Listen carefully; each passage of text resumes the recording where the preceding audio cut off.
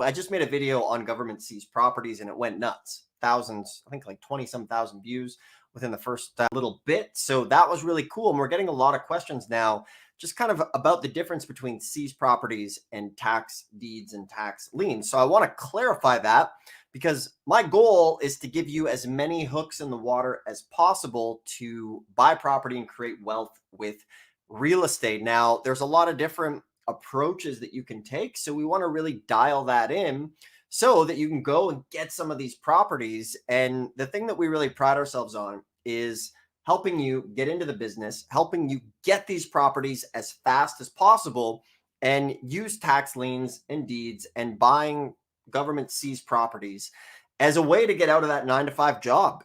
Real estate can really provide you with the freedom that you want to do what you want. And that's what this is all about. That's what it was about for me.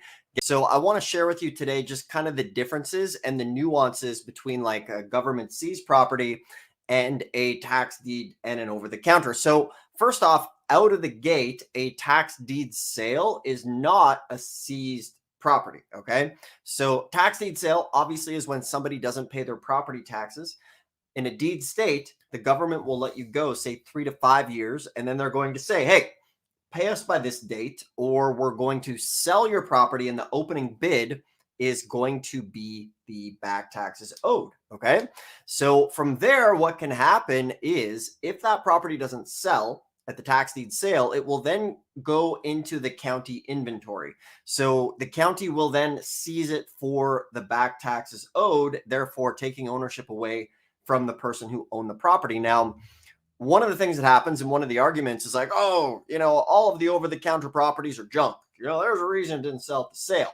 And a lot of these people are correct. Okay. Let's say 90% of the properties that didn't sell at the tax deed sale are junk. Okay. That still leaves 10% of the properties that can literally be sitting there right now that could be some of the best deals of your life. Like we're talking about crazy deals. I've had students buy apartment buildings for as little as $50. I know that sounds crazy, but basically the conditions were they had to fix it up within 6 months and get it back on the tax roll. However, this apartment building was worth hundreds of thousands of dollars.